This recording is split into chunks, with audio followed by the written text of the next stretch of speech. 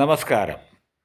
Star singer വേദിയിൽ ചിത്ര, നമ്മുടെ കേരളത്തിൻ്റെ വാനമ്പാടി ചിത്ര ഒരു ഡയമണ്ട് മോതിരം കൊടുത്തതായി എല്ലാവർക്കും അറിയാം. ഈ വിവാദം കത്തിപ്പടർന്നുകൊണ്ടിരിക്കുകയാണ്.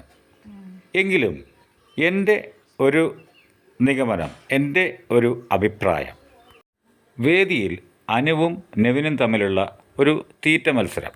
ഇതിൽ ആര് ജയിക്കുന്നുവോ അവർക്കൊരു സമ്മാനം ഉറപ്പ് എന്ന് മിഥുൻ പറഞ്ഞിരുന്നു. സമ്മാനമുണ്ടെന്ന് പറഞ്ഞാൽ പിന്നെ ഒന്നും പറയാനില്ലല്ലോ. അനുമോൾ ആകെ മാറി. അനുമോൾ വിജയിക്കുകയും ചെയ്തു. എന്നാൽ സമ്മാനത്തിൻ്റെ കാര്യം വന്നപ്പോൾ ഒരു അനക്കല്ല. അവസാനം സമ്മാനം കിട്ടിയാലേ ഞാൻ സ്റ്റേജിൽ നിന്ന് ഇറങ്ങുമോ എന്ന് അനു. മിഥുൻ പതറിപ്പോയ ആ നിമിഷത്തിൽ ചിത്രാമ്മയുടെ കയ്യിലുണ്ടായിരുന്ന ഡയമണ്ട് മോതിരം ഊരിക്കൊടുക്കുകയും ചെയ്തു. അത് ചിത്രാമ്മ തന്നെ അനുവിൻ്റെ കയ്യിലിട്ട് കൊടുക്കുകയും ചെയ്തു.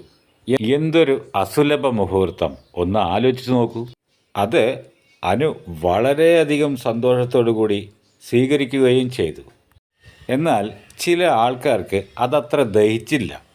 വിവാദങ്ങൾക്ക് തിരികൊളുത്തുമ്പോൾ അവർ ഒന്ന് ആലോചിച്ചില്ല.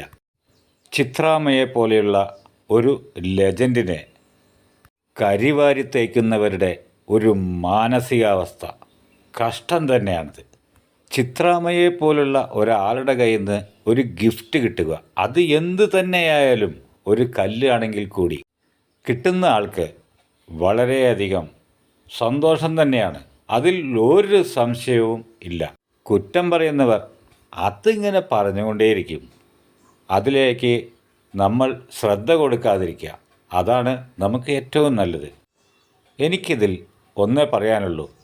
ചിത്രാമ്മയോട് ഇവർക്ക് വേണ്ടി ഞാൻ മാപ്പ് ചോദിക്കുന്നു. Okay, bye. വീണ്ടും കാണാം.